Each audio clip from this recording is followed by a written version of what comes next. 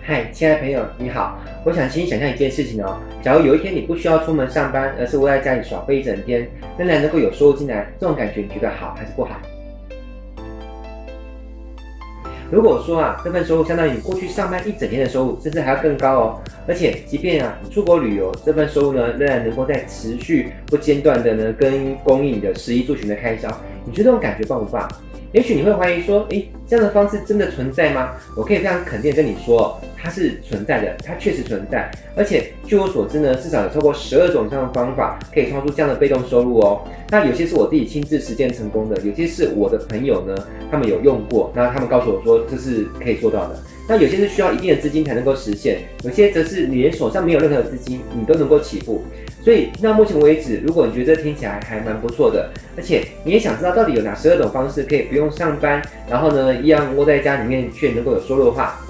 那请你继续往下看哦。对了，我叫威廉导师，我是一名讲师、作家还有创业家。那我很开心呢，可以透过这段影片能够让你认识到我。那我想今天呢，我们就来聊一个我相信很多人，包含你在内，都会有感兴趣的一个话题。这个话题叫做被动收入。那我相信大家对于这个名词应该不陌生哦。被动收入这个名词呢，是由罗伯特 T 清崎在他的成名之作《富爸爸穷爸爸》这本书所提出来的。那自从他提出这个概念之后呢，有很多都对于这样一个创出一个属于自己的被动收入呢，产生一个强大的一个向往之心。为什么这么说呢？因为所谓的被动收入，指的就是说你不用在特定的时间到特定的地方从事特定的一个工作，那也能够产生持续的一些收入的一种模式。那我想请你思考一下大部分人是都得要靠上班才会有钱，只要有一天他不上班了，那收入就中断，对不对？那这不只是上班族的宿命哦，事实上很多其实做生意的人他们也是这样，对不对？你看很多人他们看似自己是当老板，实际上他们只是透过创业这种方式，他们帮自己创造出另外一份工作。而这个老板他如果本身自己一天不工作，他的收入呢，其实也是立刻就中断了。不过是不是每个老板都是这样子呢？其实那也不一定。有些老板他可以透过打造出一个商业系统，那这系统当中呢，可能包含一些员工设备协力厂商、各种资源等等的。接着，你只要想办法让这些系统自动化，半自动化的运作也可以。当这个系统能够真正实现自动化运作的时候呢，老板就可以在不工作的情况之下呢，依然有钱。不过这部分其实有点复杂，我觉得解释它可能会比较花时间，所以我之后可能会再找时间另外做一个影片来讨论这个事情。假如你怕错过我所制作的这些影片的话，那也请你记得按下订阅还有小铃铛哦。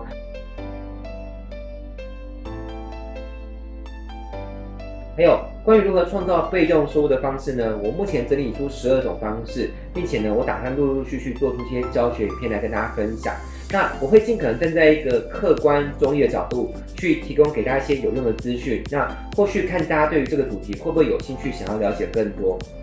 好，那如果这个影片的下面有很多人留言按赞或分享，那我想我就有动力继续做更多的影片，为大家介绍更多建立被动收入方式。不过，假如互动人不是很多，那我可能就会觉得，可能我的朋友对于这个话题也没有很感兴趣，那我还是不要继续做这些影片好了。好，那你们知道做影片是很花时间、很花力气的，所以请给我一些支持好吗？好，那我现在介绍第一种被动收入，这个收入叫做房租。是的，其实被动收入它并不是近代才有，早在古代就有人透过收房租的方式来创造被动收入咯。是以前没有人把这种形态的收入特别去取个名字叫被动收入。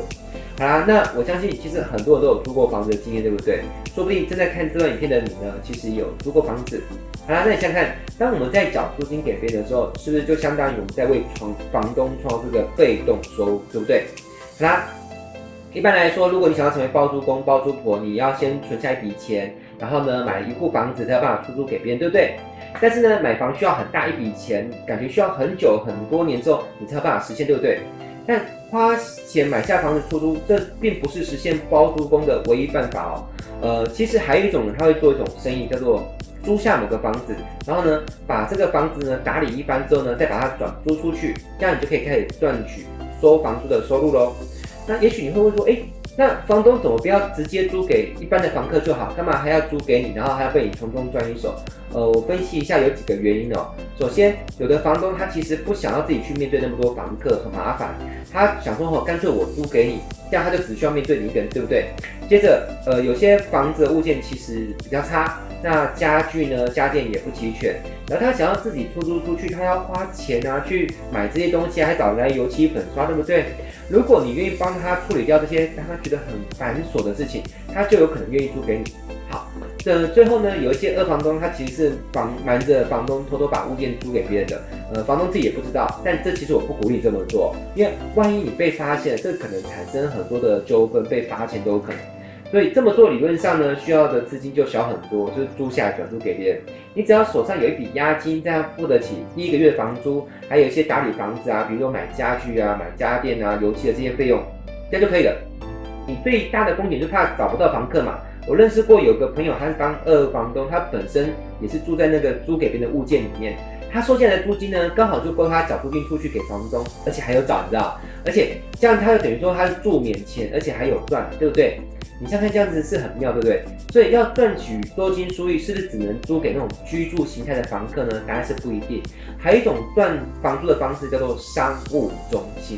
简单来说呢，就租下一个空间之后呢，把它切割成很多空间之后拿来分租。有些是拿来租小办公室，有些是租给别人当会议室、当教室或者是办活动各种空间啊，比如说演讲啊、展览这一类的。那我本身呢有几个朋友他们做这一行的，我听他们说，做这种商业用途出租的空间它的报酬率其实比租给那种住家的用户还要高上很多。那我有个朋友他是做这行，我听他说他们光是租下的空间、租办公室租出去所收到的租金呢，就足够让他们把那个所有成本都打平掉，而其他出租教室的收入呢，就是多赚的。好，这样听起来有没有觉得很棒，对不对？不过相对来说呢，你要做这样的生意，你要投入资金就会比一般的来得高。但是如果你操作这种生意呢，操作得很熟练，大家对你有信心的话呢，有可能会有人愿意投资你，然后当你的资金的金主或是股东。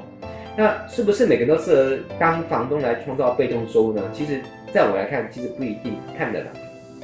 因为任何创造被动收入方法呢，都有它背后要学习的技术，你要肯花时间花钱去学习那些相关的技术，你才有可能在那个相关的领域赚到钱。然后你什么都不学那我觉得很有可能你看到别人赚钱，然后心里痒痒的，那你也跳下去做，结果呢不但没有赚到钱，结果你还反而赔钱。所以以我认识这些有在靠收租赚钱的人呢，他们都具备几个专长。首先，第一，他们很会找物件，他们特别会找那种现况看起来很差的物件。那为什么要挑那种很差的物件？因为这样入手的成本比较低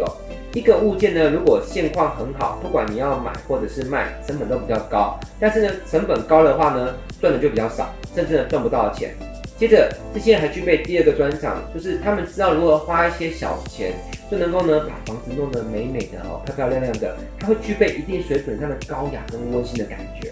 好，除此之外呢，你还能够找到房客，还要搞定房客。你要知道，房客有分很多种，知道吗？有的房客比较爱干净，他跟你租了之后呢，他把环境维持得干干净净的，像温老师就是这种房客那如果你把房子租给我，就很有福。但是有的房客会把你的房子弄得很脏乱，甚至把一些设备弄坏掉啊。理论上这是可以通过合约去约束，对不对？但实际上执行起来有点难做到。为什么？因为有些是像电器被刮到了，或木头桌子的桌面被热锅放上去之后，会产生那种白白的痕迹，有没有？这并不算是弄坏，但是如果你是房东，你看就会很心痛，有没有？以我自己，我也租过房子给别人有时候我租给一个外表看起来干干净的房客不代表他一定会把环境维持得很好，知道吗？我曾经把一个房子租给一个长得蛮清秀的女生那租了一段时间之后呢，后来房子结束掉租约的时候，我去清洁打扫说，哇，吓一大跳。我只能说一个人能够把环境弄得这么脏还能够在里面住那么久，真的也是很不容易。好啦，那我不知道正在看这段影片的你呢，你有没有过一些特别的租屋经验？不管你是把房子租给别人，或是你跟别人租房子我都欢迎你在影片下方留言分享你的经验还有就是关于刚刚提到那些问题，假如你不想要自己去面对，有个好消息可以跟你说，那就是现在有一种公司，它叫物业管理公司，他们可以帮你解决从找房客啦、带看啊、收租金清洁打扫、东西坏了帮你叫修等等。他们都可以帮你解决这样你就可以当一个快乐轻松的房东好啦，那这段影片呢就先跟你分享到这边。如果你有兴趣想知道还有哪11种方式可以创造被动收入的话，请在影片下方留言说我想学习如何创造被动收入。好，还有记得要按赞，还有按订阅，还有追踪，还有小铃铛这样子我有新的影片发布的时候，你就会收到通知啦。好，或者是你过去如果你有用过什么不错的方式去创造被动收入，你想分享的经验，或者是你在创造被动收入的路上，你有遇到过什么样的问题，我都欢迎你在影片下方留言。那假如我有时间的话，我会去看一下大家的问题，然后整理一下，并且做出另外一支影片，统一回复大家，这样好不好？好，那就先这样子，感谢你观看这部影片，我们下部影片再见喽，拜拜。